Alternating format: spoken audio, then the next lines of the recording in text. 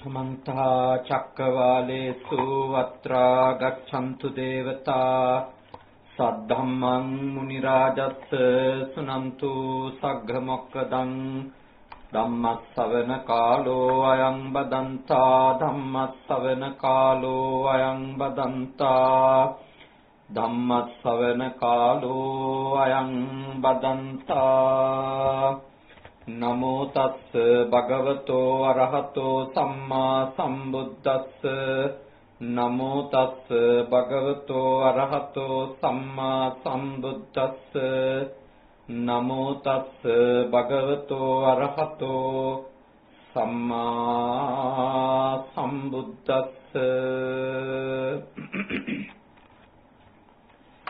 कारुणिक श्रद्धाकामी पिंगतुनि මේ සන්ධ්‍යායාමේ ඔබ හැම කෙනෙක්ම බොහෝම ශ්‍රද්ධාවෙන් බුද්ධ පුතුන් මුහුණු පොත සමග එකතු වෙලා සූදානම් වෙන්නේ තථාගත ලෞතර බුදුරජාණන් වහන්සේ දේශනා කරපු උතුම් ශ්‍රී සද්ධර්මය ටික වෙලාවක් අහුම්කම් දෙන්න. අද මේ ධර්මානුශාසනාව සඳහා දායකත්වය අරගෙන කටයුතු කරනවා ඉතාලියේ රෝම නගරයේ වාසය කරන ශිරෝමා පෙරේරා දියණිය, චමින්ද ප්‍රේමරත්න බෑණනුවන්, විහංග චමින්දු කියන මුණුබුරන් තම ශ්‍රද්ධාවෙන් මේ පින්කම කරන්නේ පරලෝසපත් චිත්‍රරත්න පෙරේරා පියාණන් වහන්සේගේ 2021 7/11 වන දිනට එනම් අදට යෙදিলা තිබෙන තුමාගේ අභාවයෙන් දස වර්ෂයක් සම්පූර්ණ වීම ගුණානුස්මරණ ධර්මානුශාසනාව. ඊට අමතරව දෙපාර්ශවයේම මව්ගේ පාර්ශවෙත් පියාගේ පැවැත්විත් මියගිය ඥාතීන් H Seeman Perera, WD David Kirulapana, H Jane Nona, WD Adeline මේ අයටත් KV ප්‍රේමරත්න, මාලා ධර්මදාස, චන්ද්‍රසේන ඥානවීර, වික්ටර් විනීද සිල්වා, ගුණසිරි පෙරේරා කියන අයටත් දින 14කට පෙර මියගිය ජයන්ත ධර්මදාස මහත්මාණන් ඇතුළු ඥාතිපරයා මාමා කෙනෙක් එමියගිය සියලු දෙනාට පින් දීමට ඒ පින්වත් පිරිස බලාපොරොත්තු වෙනවා. ඊට අමතරව විශේෂයෙන්ම සුජීවත්ව සිටින සියලුම දෙනාට ආශිර්වාද කිරීම, සෙත් පැතීම, මවුට නිරෝගී සුව ප්‍රාර්ථනා කිරීම, සොහොයුරියන් ඇතුළු ඒ දුවා දරුවන්ට ආශිර්වාද කිරීමත් මේ පින්කමේ මූලික අරමුණු අතර තිබෙනවා. අපි තාම සතුටටපත් වෙනවා මේ උතුම් පින්කම සිද්ධ කරලා දෙන්න අපිට අවස්ථාවක් ලැබීම පිළිබඳව. අපේ පින්වත් පිරිස බොහොම ශ්‍රද්ධාවෙන් අදත් ධර්මානුශාසනාව ශ්‍රවණය කරන්ට බොහොම සැදී පැහැදී සිටිනවා බුද්ධ පුතුන් මුහුණු පොත සමග එකතු වෙලා. ඔබ හැම කෙනෙක්ම හොඳින් මේ සද්ධර්ම දේශනාව ශ්‍රවණය කරන්නට කියලා අපි ඔබට සිහිපත් කර සිටිනවා. අද අපි සාකච්ඡා කරන්නේ භාග්‍යවතුන් වහන්සේගේ ධර්මයේ දැඩි ලෙස අවධාරණය කරපු පංචකාමයේ පිළිබඳව. පංචකාමයේ පිළිබඳව තමයි අපි සාකච්ඡා කරන්නේ. මේ ආස්වාදය මොකක්ද? මේ ආදීනවය මොකක්ද? ඒ ආදී ධර්ම කොටස අපි අද මේ දේශනාවේදී සාකච්ඡා කරනවා. ඊට නම් සඳහන් කරපු පින්වත් පිරිසගේ ඒ නමින් මිය ගිය අයට පින් අනුමෝදන් කරන්නටත්, සුජීවත්ව සිටින පිරිසට ආශිර්වාද කරන්නත් අපි මේ ධර්ම මාතෘකාව අද ඔබ හැම දිනාටම පැහැදිලි කරලා දෙන්නට උත්සාහ කරනවා. හැමෝම ශ්‍රද්ධාවෙන්, ධර්ම ගෞරවයෙන් මේ දේශනාව ශ්‍රවණය කරන්නට කියලා බුද්ධ පුතුන් Facebook එකේ මූණු පොතේ සමාජික ඔබටත් ඒ වගේම YouTube නාලිකාවේ සමාජික වෙලා ඉන්න ඔබටත් අපි ආරාධනා කර සිටිනවා. තින්වතුනි, බුදුරජාණන් වහන්සේ දේශනා කළ කාමං කාමය මානස්ස තත්සචේතං සමිජ්ජති අද්ධා පිති මනෝ හෝති ලබ්ධා මච්ඡෝ යදිච්ඡති. දැන් බලන්න, සමහර කෙනෙක් හිතනවා බුදුහාමුදුරුවෝ සාකච්ඡා කරලා තියෙන්නේ පංචකාමයේ තිබෙන නරක ගැන විතරයි කියලා. බුදුරජාණන් වහන්සේ හිම පංචකාමයේ සම්බන්ධ පටු දෘෂ්ටියක් සහිතව දේශනා කරපු උත්තමෙක් නෙමෙයි. උන්වහන්සේ පංචකාමයේ තිබෙන ආස්වාද පැත්ත අපිට කියලා දුන්නා. කොහොමද මිනිස්සු ආස්වාදය අත්විඳින්නේ කියලා. උන්වහන්සේ වදාළේ ගාථා ධර්මයේ තියෙන මෙහෙමයි. කාමයන් පතන්නා වූ තැනැත්තාට ඉදින් ඒ පැතුදේ සිදුවේ නම් මිනිස්තමේ කැමැත්ත පරිද්දෙන් ලබා ඒකාන්තයෙන් සතුටු සිතත්තේ වෙයි. දැන් පංචකාමය යම් කෙනෙකුට කැමැති විදියට ලැබෙනවා නම් ඒ කිව්වේ තමන්ගේ ඇහැ කැමැති ප්‍රියමනාප රූපය තමන්ට ලැබෙනවා නම්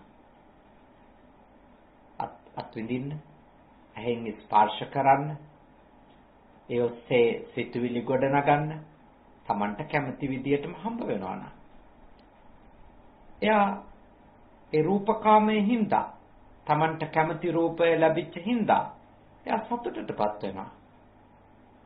ඒක පිළිගන්න භාග්‍යවතුන් වහන්සේගේ ධර්මයේ කිසිදු පැකිලීමක් නැහැ. ඒක තමයි යථාර්ථය.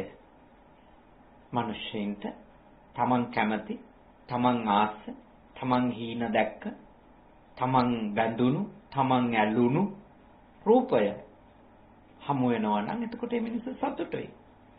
ඊළඟට තමන් ප්‍රිය කරන ශබ්ද තියෙනවානේ, හඬ. එවැනි තමන් ප්‍රිය කරන හඬක්, ශබ්දයක් කෙනෙකුට නිතර නිතර ඇහෙනවනම් ඒකෙන් එයා සතුටු වෙනවා. ඒකෙන් එයා සොම්නසටපත් වෙනවා. ඒකෙන් එයා ප්‍රීතියක් අත්විඳිනවා. ශබ්දකාමයේ නිසානේ. කන අසුරු කරගෙන ශබ්ද කාමය ඇති කරගත්තු කෙනා ඒ කාම වස්තුව නැත්නම් ඒ ශබ්දය තමන්ට ප්‍රිය ලෙස තමන්ට ඕන වෙලාවට තමන්ට ඕන ප්‍රමාණයට තමන්ට ඕන ආකාරයට අත්විඳින්න ලැබෙනවා නම් එයා අසතුටු වෙන්නේ නැහැ. එයා සතුටු වෙනවා. භාග්‍යවතුන් වහන්සේ යථාර්ථය කාමයේ තිබෙන ආස්වාද පැත්ත ගැන දේශනා කරද්දී දේශනා කළා තියෙනවා. ඊළඟට රසයනේ තමන් කැමති රසය හම්බ වෙනවනේ පොඩි ළමෙක් හරි තරුණයෙක් හරි තරුණියක් හරි වැඩිහිටියෙක් හරි තමන් කණ්ඩ කැමතිම කෑම හම්බ වෙනවනම් තමන් ආසම දේවල් දිවෙන් රහ විඳින්න හම්බ වෙනවනම් ඒගොල්ලෝ තෘප්තිමත් හිත සතුටක් අත්විඳිනවා. තථාගතයන් වහන්සේ මේ දේශනාවේදී අපිට අවධාරණය කළේ තමන් කැමති පරිදිනේ, තමන් කැමති පරිද්දේ පංචකාමයේ මිනිස්සුන්ට ලැබෙනවා නම් මිනිස්සුන්ගේ අසතුටක් නැහැ. මිනිස්සු ඒකෙන් සතුට වෙනවා. ඒක තමයි ඇත්ත. ඊළඟට භාග්‍යවතුන් වහන්සේ මේ විදිහට දේශනා කරනවා. කාමං කාමය මානස්ස තස්ස චේතං සමිජ්ජති තතෝනං අපරං කාමේ ගම්මේ තන්නං ච වින්දති. කාමයන් පතන්නා වූ තැනැත්තහට ඉදින් ඒ පැතු දේ සිදුවේ නම් පසු ග්‍රීස්ම කාලයේදී පිපාසය ඇතිවන්නක් මෙන් ඔහුට තෘෂ්ණා පිපාසය වඩා ඇති වෙයි. අන්න ප්‍රශ්නේ පටන් ගන්නට. භාග්‍යවතුන් වහන්සේ වදාළා මිනිස්සු කැමති දේවල් ඇහැට හම්බ වෙනවා නම්, කනට හම්බ වෙනවා නම්, දිවට හම්බ වෙනවා නම්, නාසයට හම්බ වෙනවා නම්, කයට පහස විදියට හම්බ වෙනවා නම් මිනිස්සු ප්‍රීතිමත්. සොම්නසින් සතුටින් සැනසෙල්ලෙන් උපරිම තෘප්තිමත් වෙන්නේවි. ඒ කාමයේ තියෙන ප්‍රශ්නේ තමයි ඒක හරියට මොන වගේ කියලාද දේශනා කරන්නේ. ග්‍රීෂ්ම කාලේ වගේනේ. ග්‍රීෂ්ම කාලේ වතුර ටිකක් බොනවා. ඒ මොහොතට ඔන්න ටිකක් සනීපයි, සුවයි, පිපාසාව සංසිඳෙනවා. ආයෙත් ටික වෙලාවක් යන ආයෙත් වතුර බොන්න ඕනේ. එක සැරයක් ඇඟ හොදන ඔන්න සනීපයි. ආයෙත් හොදන්න තා ටිකක් කාල යනකොට. දැන් අද මෙහි දහවල් වරුවේ අධික රස්නයක් ඇති වුණා. දැන් මේ වෙලාවේ වහිනවා. නමුත් අධික රස්නයක් ආවනේ. ඒ වෙලාවේ වතුර බොන්න ඕන. නිතර ඇඟ සෝදන්න ඕන. දැන් තෘෂ්ණාව කියන එක, ඔය රූපයට තියෙන ආසාව කියන එක ලැබුණට පස්සේ ඉවර වෙන්නේ නැහැ. ඒක ග්‍රීස්ම කාලේ පිපාසය වගේ. කන්නේ වතුර මේ ටිකක් දීලා තව ටිකකින් ආයෙත් තිබයි වගේ. ආයෙත් දාඩිය දාන. ආයෙත් අඟ හොදන්න ඕන වගේ. ආයෙත් වතුර බොන්න ඕන වගේ. ඒකයි තථාගතයන් වහන්සේ දේශනා කළේ කාමයන් පතන තැනත්තට ඒ පැතුදේ සිදු වුණත් ඉන්පස්සේ සිද්ධ වෙන දේ තමයි ග්‍රීස්ම කාලේදී පිපාසය ඇතිවන්න වගේ ඒ ආසාව වඩ වඩා තව තවත් ඇති වෙනවා. තමයි කාමී තිබෙන රටා ස්වභාවය. ඒක භාග්‍යවතුන් වහන්සේ කියන්නේ පවතින ස්වභාවය. ඒක තමයි කාමයට උරුම ධර්මතාවය. ඒක භාග්‍යවතුන් වහන්සේගේ නිර්මාණයක් නෙමෙයි. ඒක බුද්ධ ආගමෙන් කියන එකක් නෙමෙයි. ඒක තමයි පවතින යථාර්ථය. බුදුදහම කරන්නේ කොහොමද? ඒ පවතින ඇත්ත සාමාන්‍ය මිනිස්සුන්ට පේන්නේ දකින්න බෑ. මිනිස්සුන්ට දකින්න ඕනෙත් නෑ අත්තටම කිව්වා. හැබැයි බුදුරජාණන් වහන්සේ විඳවන ලෝකයාට, අතෘප්තිමත් ලෝකයාට පෙන්වලා දෙනවා මොකද්ද වෙන්නේ කියලා. ඇත්තටම මොකද්ද සිද්ධ වෙමින් තිබෙන්නේ කියලා. ඒ තමයි අපි වටහා ගන්න ඕනේ. පංචකාමයේ ස්වභාවය ඒ හරි පිපාසිත දෙයක්. කාමය කියන්නේ පිපාසයක්, ඇතිවීමක් නෑ. එය විවිධ විකෘති වලට පත් වෙවි අලුත් ස්වභාවයන්ගෙන් නේ ඒක එළියට එනවානේ. මට අලුතින් උපමා කරන්න හිතෙනවා. කාම ආශාව කියන එක වෙනස් ස්වභාවවලට පෙරලෙන්නේ හරියට දැන් අලුතින් නේ කොරෝනා වෛරස් එක වගේනේ. ඒකත් එක ස්වභාවවලට පෙරලෙනවා. දැන් මුලින්ම වුහාන් වල ඇතිවෙච්ච වෛරස් ප්‍රභේදය නෙමෙයි දැන් තියෙන්නේ කියලා ඒ පිළිබඳව පර්යේෂකයෝ කියනවා. ඒ විවිධ ස්වභාවවලට පෙරලිලානේ. විවිධ ස්වභාවවලට.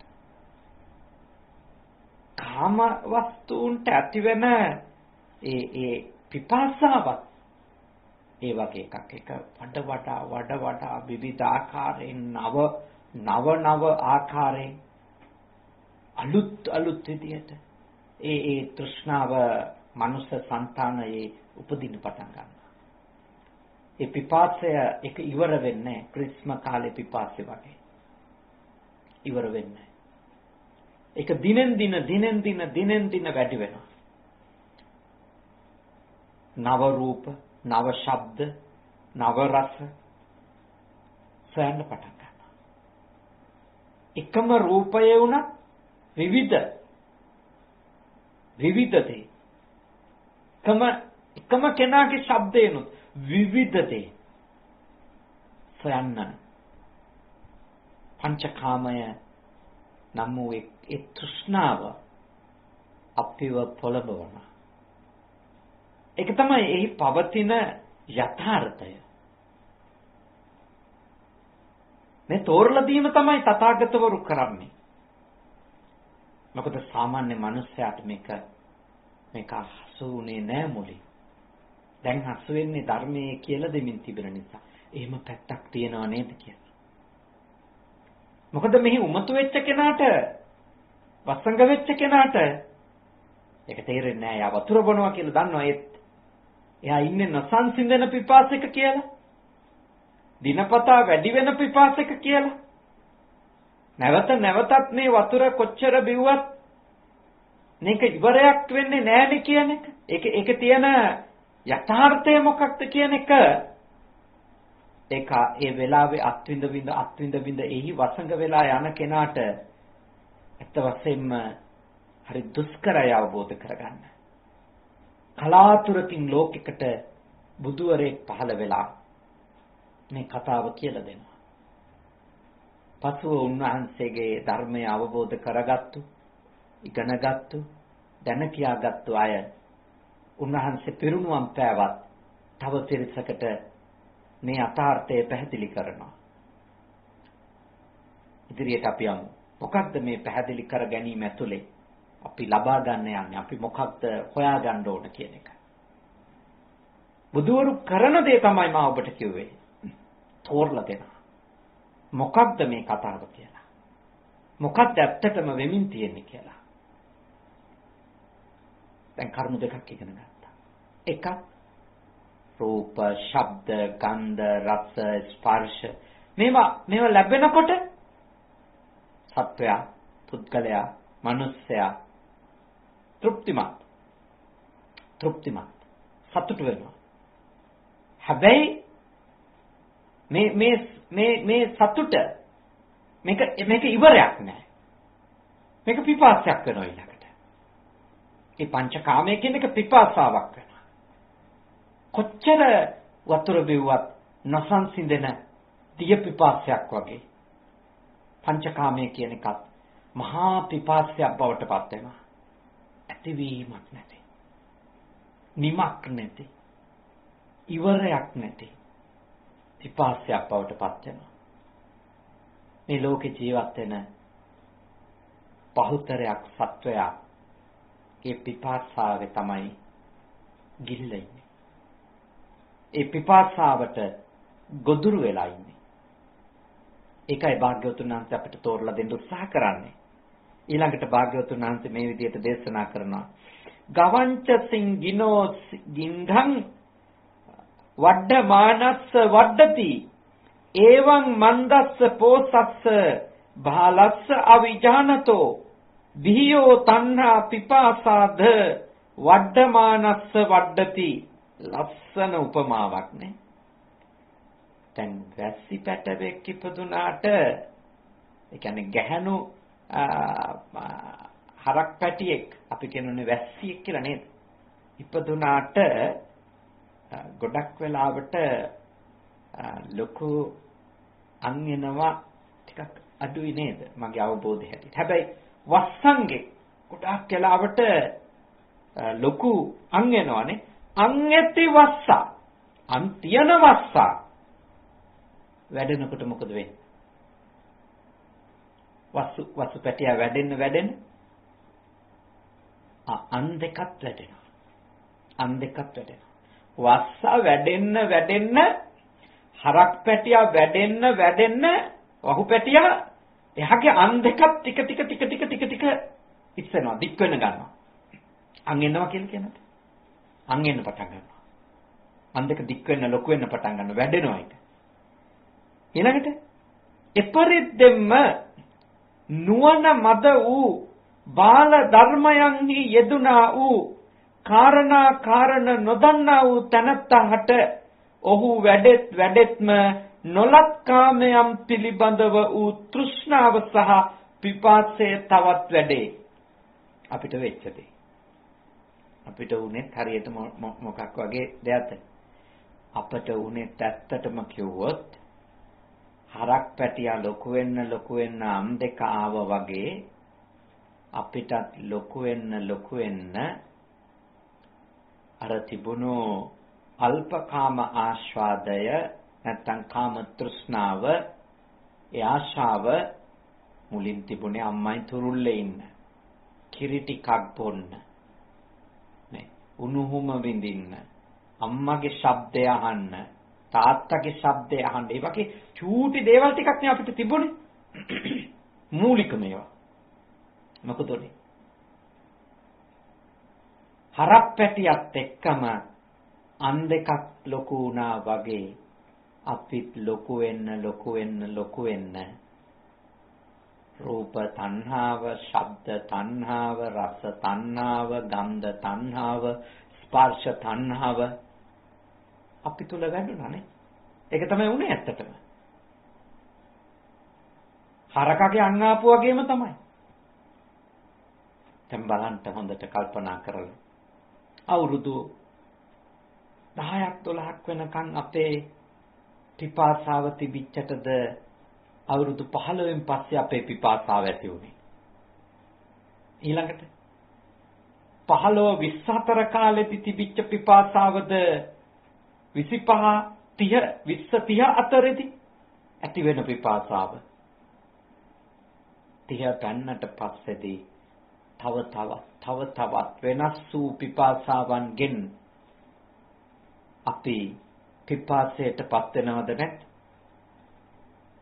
ඇත්තටම අපිට උනේ ඒක නෙමෙයිද? ඔබ අරයා මෙහා දිහා බලන්න එපා. ඔබ දිහා බලන්න. Taman දිහා බලන්න. අපි වැඩෙන්න කාමය පිළිබඳව පිපාසාවත් විවිධ ස්වභාව වලින් වැඩුන් නැද්ද කියලා? මේ බුදුහාමුදුරු නිර්මාණය කරපු ධර්මයක් නෙමෙයි. මෙය ඔබ තුල සිද්ධ වෙච්ච සැබෑම පරිවර්තනය. ඔබ තුල සිද්ධ වෙච්ච විපර්යාසය. හැබැයි අපි හැරිලා බැලුවේ නැති, අපි නුවණින් දකින්න උත්සාහ කරපු නැති, අපි හඳුන ගන්න සමත් උනේ නැති ඒත් සත්‍යමත් භවින් යුක්ත ප්‍රඥාවෙන් අගතැම්පත් ඒ අති උතුම් බුදුවරු මුනිවරු ඒ මහරහතන් වහන්සේලා නුවණින් දැක්ක අපේ ජීවිතය පිළිබඳව යථාර්ථය, අපේ ජීවිතය පිළිබඳව ඇත්ත කතාව වැඩෙන්න තණ්හාවත් විවිධත්වයෙන් යුක්තව වැඩුණානේ. එක යුගයක ධනය අතපය දිගෑරලා වියදම් කරන කෙනා තව යුගයක ධනය වෙනුවෙන් නඩු හබ කියනවා.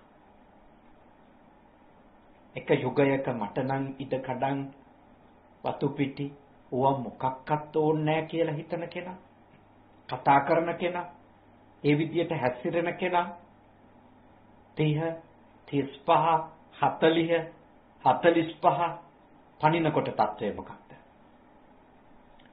වේගෙන් අර ඕනේ නෑ කියපු ඒවම අල්ලගන්න. Tamanගේ ප්‍රමාණය වැඩි කරගන්න. හඹා යන්න පටන් ගන්නවානේ. ඒ තමයි යථාර්ථයනේ. ඒක තමයි යථාර්ථය. සිද්ධ වෙච්ච දේ. හරකත් එක්කම අං දෙක දික්ුණා වගේ වහුපැටියා ලොකු වෙන්න අම් දෙක හොඳට දික් වෙලා ආවා වගේ දැන් ඔබට පැහැදිලි ඇතිනේ. තණ්හාවත් මහ පිපාසයකින් මහ උග්‍ර ස්වභාවයකින් තරදඬු හැසිරීමකින් යුක්තව විවිධත්වයේ කරා ගියා කියන එක. ගියා කිව්වට ගිහිල්ලා ඉවර නෑ නේද? ගිහිල්ලා ඉවර නෑ. ඒක හොඳට මතක තියාගන්න. තවම මේ මොහොත දක්වානේ තවම ඒ මනෝභාවය වැඩෙමින් තියනවද නැද්ද? තවම වැඩෙමින් තියෙනවා. තවම වැඩෙමින් තියෙනවා. මේ මොහොතේ වෙනස් දේවල් කරානේ. අධ්‍යාපනය, ධනය, බලය, ගේ දොර, ඉඩ කඩම්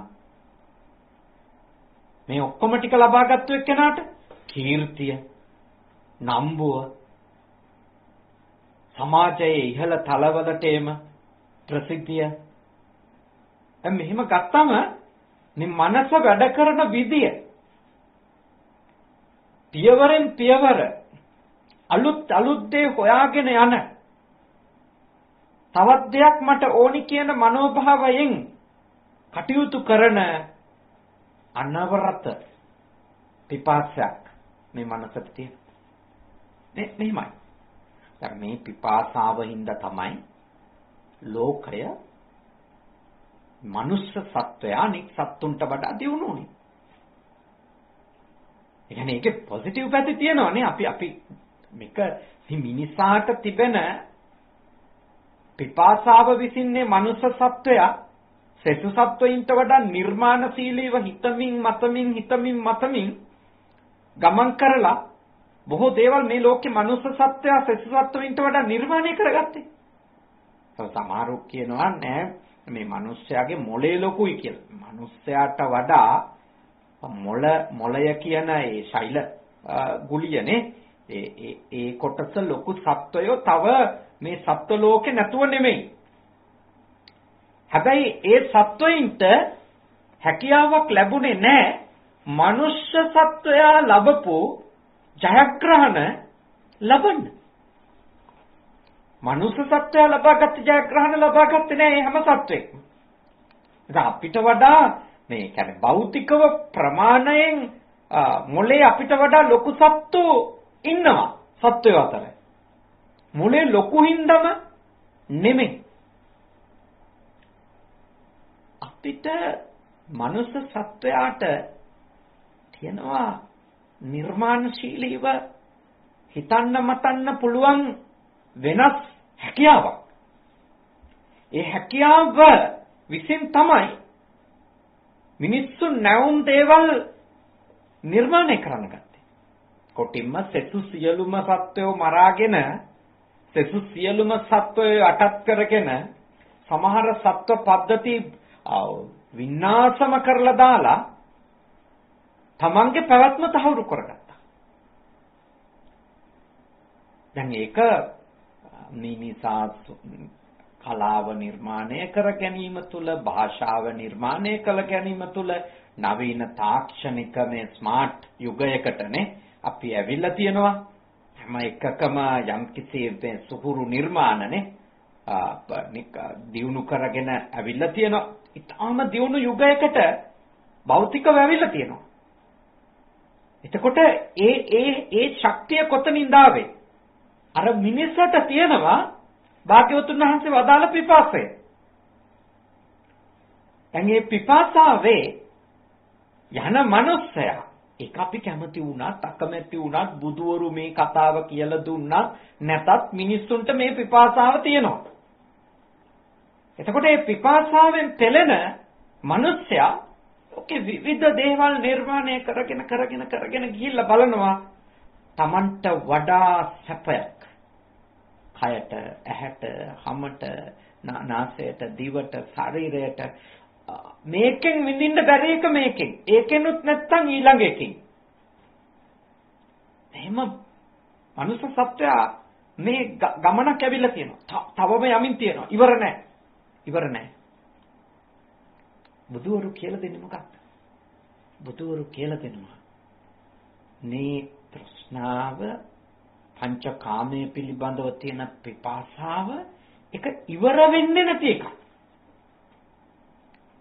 ඒක මනුෂ්‍ය సంతානය තුල අඛණ්ඩව වැඩෙන සංසිඳෙන දෙයක්.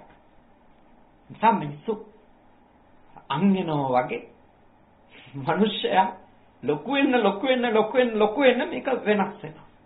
ඊළඟට දැන් පරිණාමීය සත්වය පිළිබඳව කතා කරනකොටනේ එක යුගයේ ගත්තා.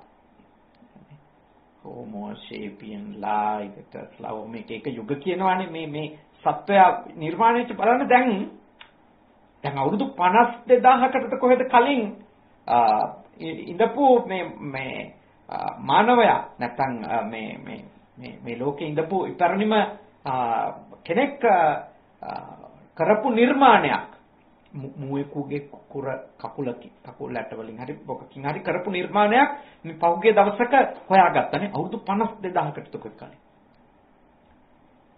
එතකොට යුගයෙන් යුගයට මිනිස්සු මොකද කරලා තියෙන්නේ? යුග විදියට වැඩෙද්දි පරිවර්තනය වෙලා එද්දි ඒ තමන් වඩා ජීවිතය පහසු කරගන්න ඕනි කියන තෘෂ්ණාව විසින් අලුත් නිර්මාණ කර ඇවිල්ලා තියෙනවා. අං වැඩෙනවා වගේ ඒ පහසුකම පිළිබඳව, සැපය පිළිබඳව, සොම්නස පිළිබඳව, සතුට පිළිබඳව තෘෂ්ණාවෙන් මනුෂ්‍ය සත්වයා පීඩා විඳින්මින් ගමනක් යනවා. මේ භාග්‍යවතුන් වහන්සේ පෙන්වලා දෙන්නේ මෙහිම දෙයක් මේ කාම තෘෂ්ණාවේ තියෙනවා. ඒක තියෙන අර්බුදේ භාග්‍යවතුන් වහන්සේ පැහැදිලි කරනවා.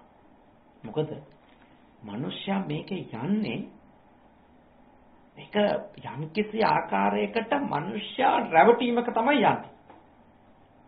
මොකක්ද රැවටීම? මේ තමන් මේක නිර්මාණය කරගත්තට පස්සේ ඊළඟ සැපවත් එක මිනිස්සයා හිතනවා මම මේ උපරිම තෘප්තිමත් වෙයි කියලා. හැබැයි ඒ ඊළඟ එක කියලා හිතපු එක නිර්මාණය කරගත්තු දවසට තමන්ගේ කරගත්තු දවසට එයාගෙන් අහුවොත් ඔයා දැන් තෘප්තිමත්ද කියලානේ. තෘප්තිමත්ද කියලා මතක තියාගන්න. එයාගේ උත්තරේ වෙන්නේ නෑ තව එකක් ඕන කියන එක. තව එකක් ඕන කියන එක. ඒක තමයි මේ පංචකාමය පිළිබඳව මනුෂ්‍ය సంతානයේ තිබෙන ඒ හැඟීම් වල තිබෙන සංකීර්ණ හරිම මේ විග්‍රහ කරන්න දුෂ්කර තරම් වූ සංකීර්ණ බවයක. මේ මනුෂ්‍ය సంతානය හැසිරෙන්නේ විදිහට. මේ මනුෂ්‍ය సంతානය මේ වැඩ කරන්නේ අන්න එවැනි රටාවකින්. ඒකයි භාග්‍යවතුන් වහන්සේ අපිට මේ දේවල් අවබෝධ කරගන්නට යෝජනා කරන අපිට කරුණු කාරණා භාග්‍යවතුන් වහන්සේ පෙන්වලා දෙන්නේ නේ. ඊළඟට උන්වහන්සේ මේ විදිහට දේශනා කරනවා. පතව්‍යා සාලිය වකං ගාවස්සන් දාස පොරිසං දත්වාපි නල මේතස්ස ඉති විද්වා සමංචරේ.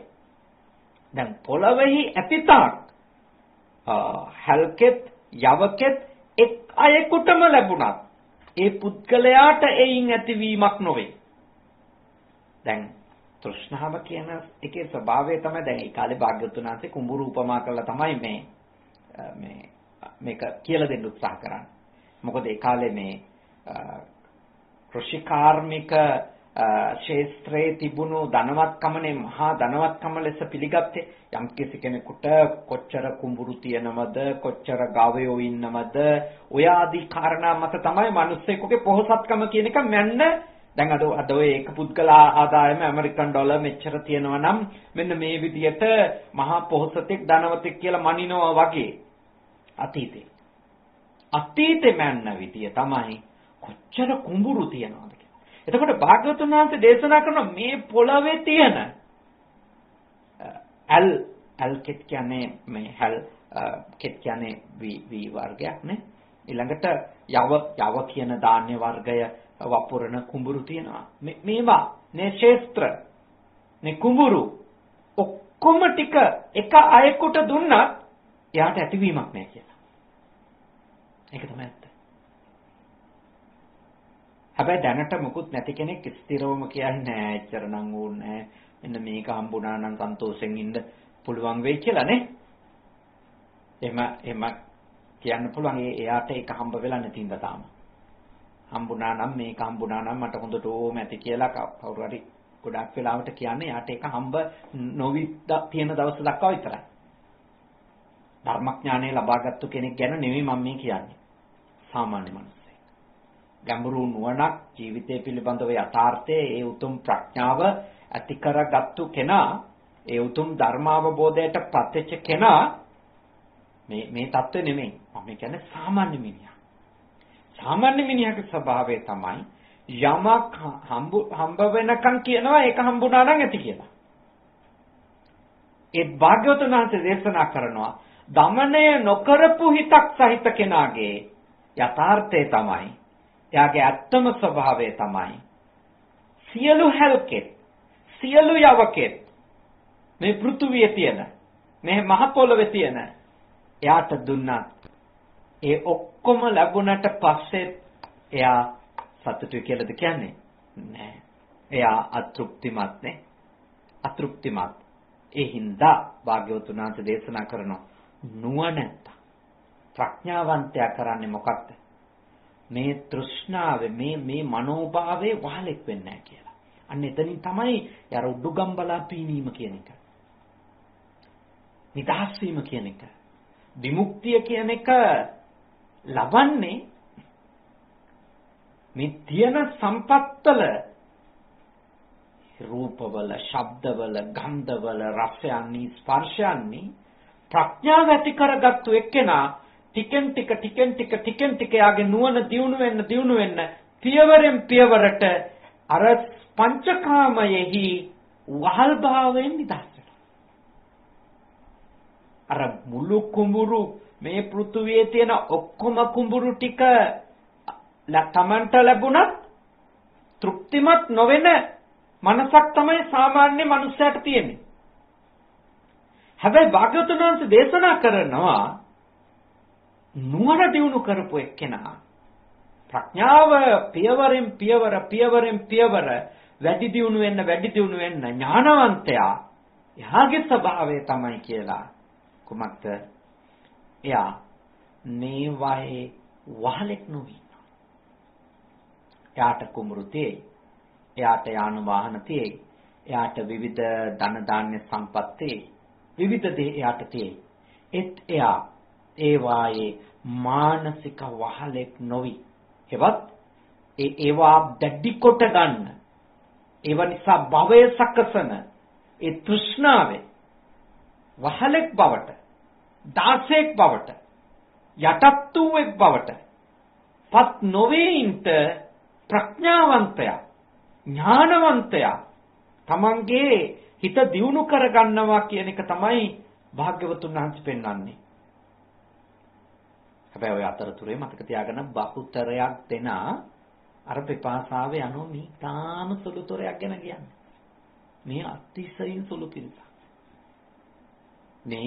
මේ හැමෝටම ලබා ගන්න පුළුවන් ඒ හැමෝම ලබා ගන්න බීරිය නොකරන දෙයක් නේ. ඒ කියන්නේ මේ හැමෝටම පුළුවන්කම තිබුණට මිනිස්සෙක් විදියට පංචකාමයෙහි නොඇලුණු කෙනෙකු බවට පත්වීමේ කුසලතාවේ ඒක වෙන්නේ. බහුතරයක් මිනිස්සයා ඇත්තටම නොඇලීමේ තියෙන සුවපත්කම ගැන, සැනසෙල්ල ගැන මේ වගේ බණ දහම් අහනකොට තේරුම් අරගෙන අනේ හරි හොඳයි නේද? නොඇලී ඉන්න පුළුවන් නම් කොච්චර වටිනවද නේද කියලා පිළිගන්නවා. පිළිගත්තට එක අබමල් රේණුවක තරම්වත් බහුතරයක් දෙනා නොඇලී සිටීම කියන එක දියුණු කරන්න සූදානම් නැහැ. අපකාතේ මනුස්සේසු ඒ ජනා පාරගාමින අතයන් ඊතරා පජා තීරමේවා නුදාවති. ඒක තමයි ලෝක ස්වභාවය. මොකක්ද? තාම අල්ප පිරිසක් ගංගෙන් එතර වීම හොඳයි කියලා පිළි අරගෙන ගංගෙන් එතර වෙනවා. බහුතරය මොකද වෙන්නේ? බහුතරයේ ස්වභාවය තමයි එතර හොඳයි කියලා පිළිගන්නවා. හැබැයි මෙතරම ඉන්නේ. ඒක හරියට අර බණ ඉවරුණා කියන හරි ෂෝක් බණ ටික නේද කියලා නේද? හොඳට කියුණා. හරි ලස්සනයි. හරි හොඳයි. හැබැයි ඒ වගේ බණ 100ක් 200ක් ආපු මිනිහා ඒ විදිහටම ඉන්නවා. හැබැයි අපි පිළිගන්න බණ හොඳයි කියලා. ආයෙත් ඇහුනොත් බණ ඒත් අහන් ඉන්නවා. ඒක තමයි ස්වභාවය. හොඳයි කියලා පිළිගත්තත් ඒක ඇත්තට මේක පුහුණු කරන අය මේ ලෝකේ ඉන්නේ පොඩ්ඩයි. ඒකයි මේ ලෝකේ මහරහතන් වහන්සේලා බුදුවරු පස්සේ බුදුවරු අල්පයක්. මහරහතන් වහන්සේලා බුදුවරු පස්සේ බුදුවරු අති විශාල පිරිසක් නිර්මාණය කරගන්නට මනුෂ්‍ය సంతාණයට පුළුවන් ද බැරිද? පුළුවන්. ඒ මිනිසුන්ට එහෙම ඕනකමක් නැහැ. සාතිශය බහුතරයක් සත්වයාට එහෙම අවශ්‍යතාවයක් නැහැ. ඇත්තටම ඕන මොකක්ද මේ භවය ගෙනියන්නනේ. මේ භවය ඉවර වෙනකන් පුළුවන් තරම් ඇහැට හොඳ රූප, කනට හොඳ ශබ්ද, දිවට හොඳ රහ, කයට නාහයට හොඳ සුවඳ, කයට හොඳ ස්පර්ශ පහසවල් ලබන්න. මේ වගේ දේවල් ටිකක් විතරයි නේ.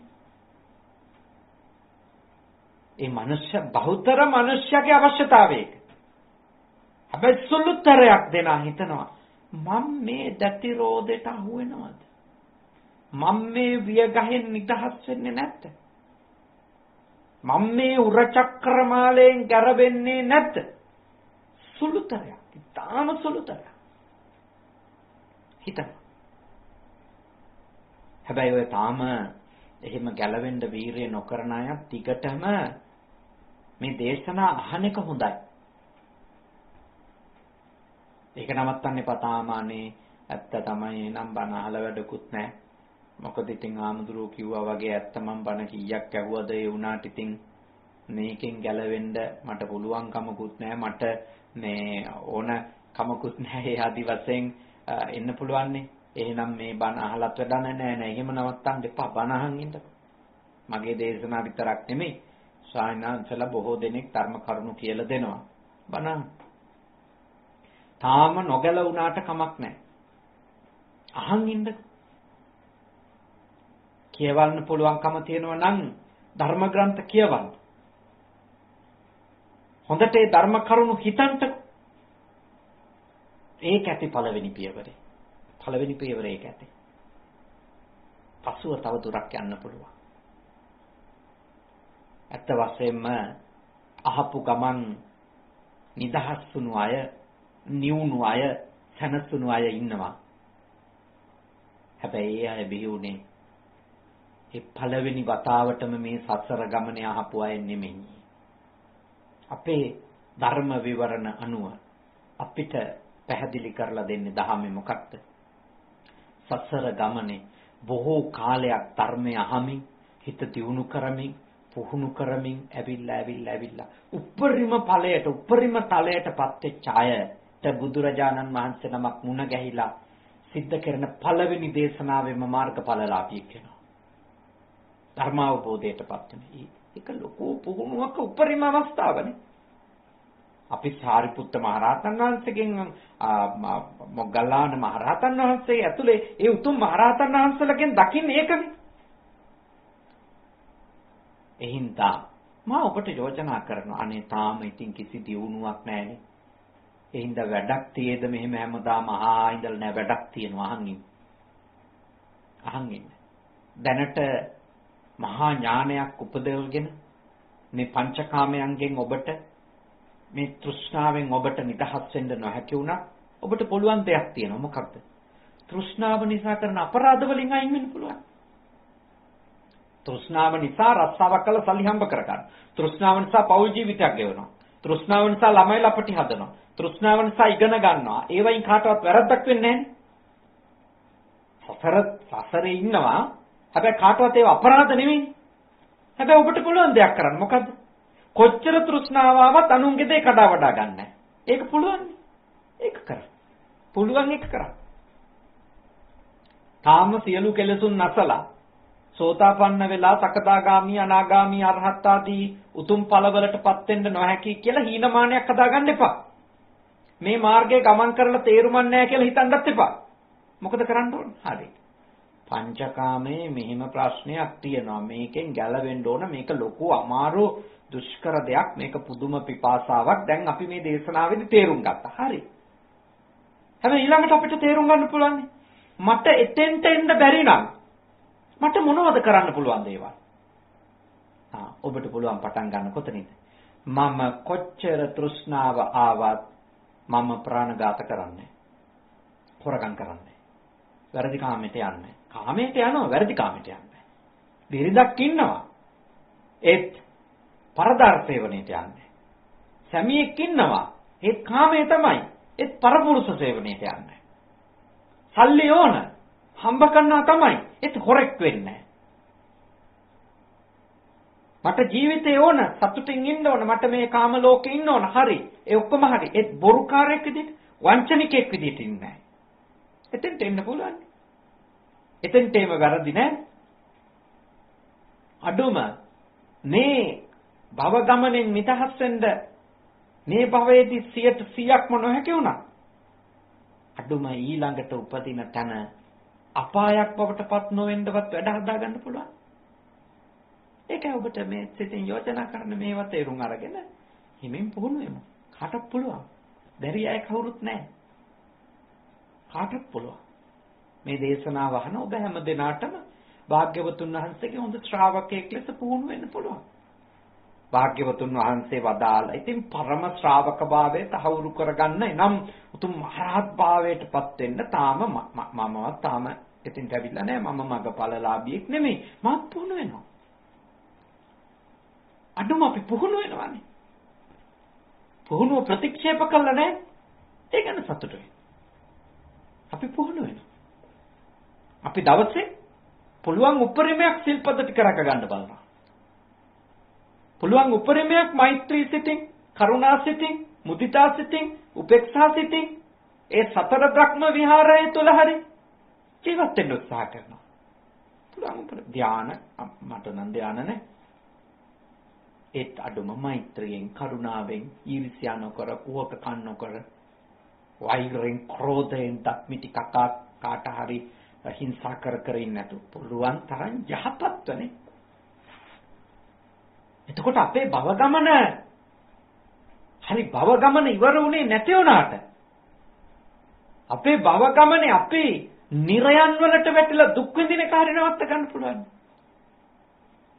අපි අපේ බුදුහාඳුරෝ විශ්වාස කරනවානේ. අපි අපේ බුදුහාඳුරෝ කියපු ධහම විශ්වාස කරනවානේ. ඒ නිසා ඔබට අවස්ථාව තියෙනවා. අපේක්ෂා බින්ද වට ගන්න එපා. මේ පංචකාමයෙන් නම් ඉතින් ගැලවෙන්න බෑනේ කියලා නෑ. දැනට පුළුවන් මේ පංචකාමයෙන් නිසා කරන අපරාධ වලින් ගැලවෙන්න. දැනට පුළුවන් මේ පංචකාමයෙන් නිසා කරන මහා නරක චර්යාවන්ගෙන් නිදහස් වෙන්න. ඒක කරමු. ඒකෙත් 100%ක්ම බෑයි කියමුකෝ. පුළුවන් ටික කරමුනේ. පුළුවන් ටික. එක සිල්පදයක් හරි රැක ගන්න පුළුවන් නම් ඒක රකින්න. ඒක රකින්න. ඒකත් ඔබට පිහිටක් වෙනවා ස්ථිරව. එක සිල්පදයක් හරි රකි. වත්හන්දක් හරි කාට හරි දෙන්න පුළුවන් නම් දෙන්න. දවසක විනාඩි 5ක් හරි කරුණාව මෛත්‍රිය සිත උපදවගෙන ඉන්න පුළුවන් නම් ඉන්න. ටික ටික වැඩි කරගමු. ටික ටික ඉස්සරහට යමු.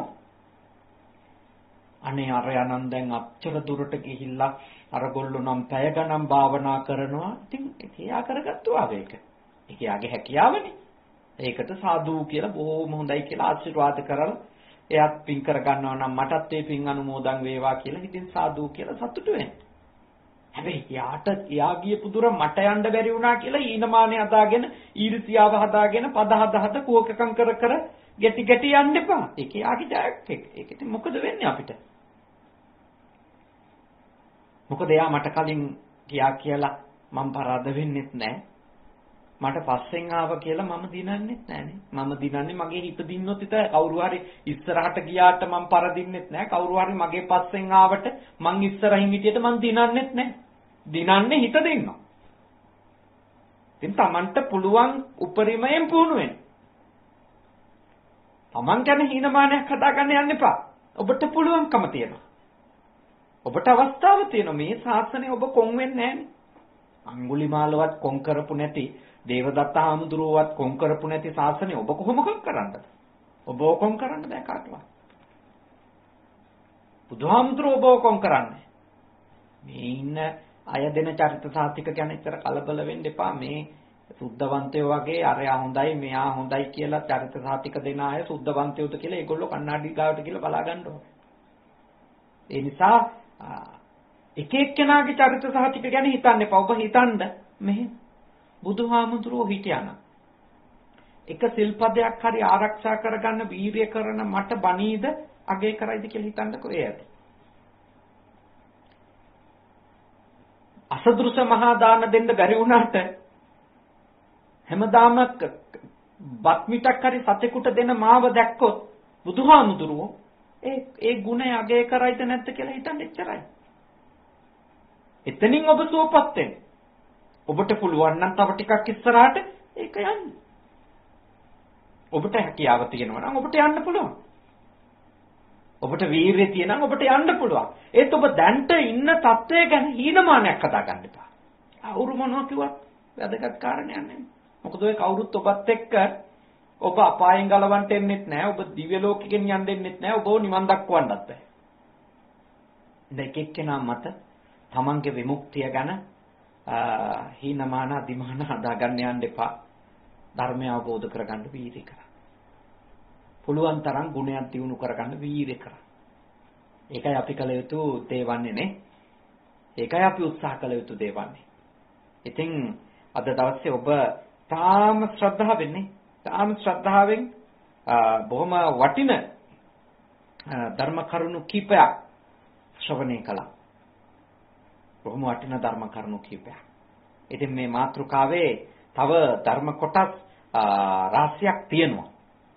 ඒ ධර්ම කොටස් අපි ඉදිරියට පැවැත්වෙන මේ මාතෘකාවෙම දේශනාවලදී තව දුරටත් ඔබත් එක්ක සාකච්ඡා කරන්නට අපේක්ෂා කරනවා.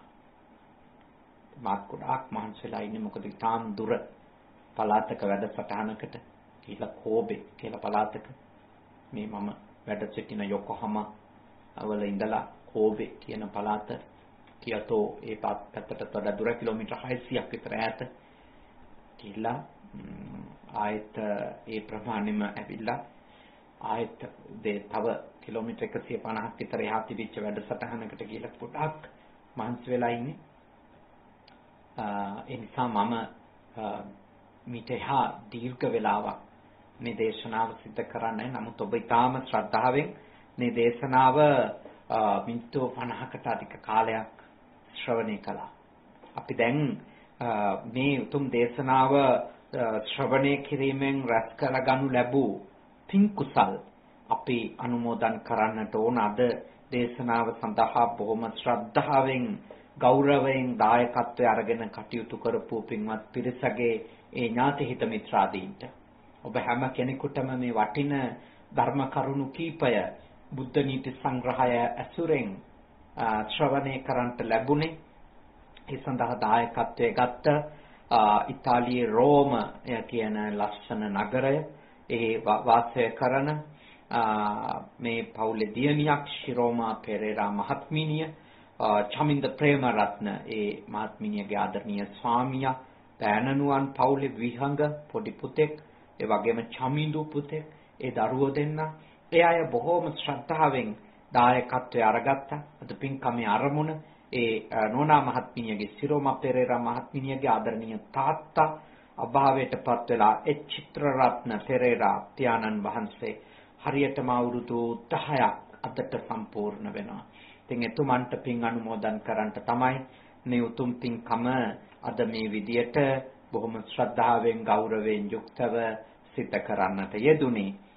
රැස් කර ගන්නට යෙදුන සියලුම පින් කුසල් එතුමන්ටත් ඒ වගේම ඒ පියාණන්ගේ දෙමව්පියන් සීමන් පෙරේරා ජේ නෝනා ඒ කියන්නේ මේ නෝනාගේ අත්තම්මලා සියලා ඒ වගේම අම්මාගේ දෙමව්පියන් වන WD ඩේවිඩ් කිරොලපන WD ඇඩ්ලින් ඒ මව්පිය දෙපළ අත්තම්මයි සීයයි මව්ගේ පාර්ශවයේ ඒ අයත් KV ප්‍රේමරත්න මාලා ධර්මදාස චන්ද්‍රසේන රණවීර වික්ටර් විනිද සිල්වා ගුණසිරි පෙරේරා සහ ජයන්ත ධර්මදාස කියලා මෑතකදී මියගිය ඒ ඥාතිවරයා ඇතුළු සියලුම ඥාති හිත මිත්‍රාදීන්ට මේ පින් අත් වේවා සෝපත් වේවා සපවත් වේවා.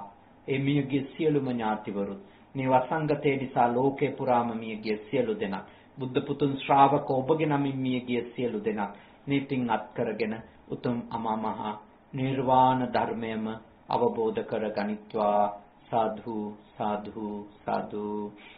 ඒ වගේම විශේෂයෙන්ම එතුමියලගේ ආදරණීය අම්මා ලංකාවේ ජීවත් වෙනවා කේඩී රූපා පියසීලි මාතාව.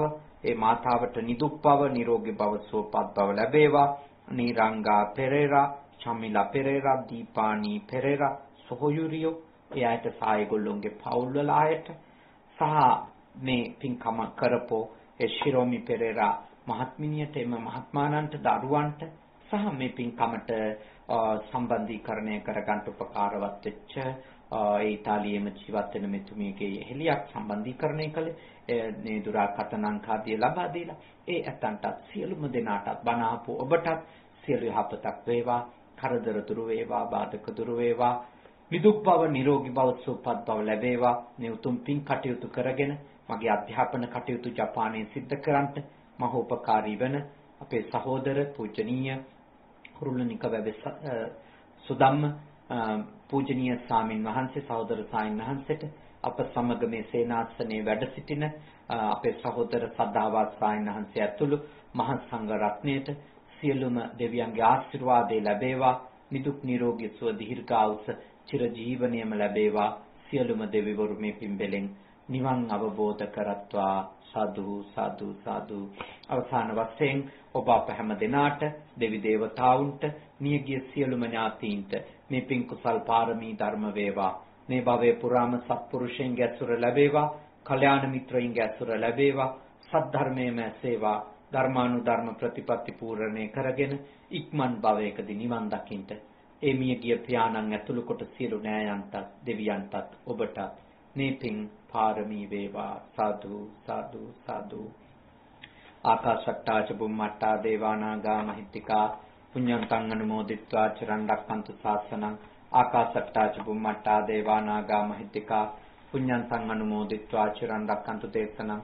ආකාශට්ටා ච බුම්මට්ටා දේවානාගා මහිත්‍තිකා පුඤ්ඤන්තං අනුමෝදිත්වා චිරං රක්ඛන්තු මම් පරන්ති තී. ඔබ හැම දිනාටම තුනුරුවන් සරණින් සියලු යහපත උදා වේවා. සාදු සාදු සාදු. සුවපත් වෙත්වා, නිදුක් වෙත්වා, නිරෝගී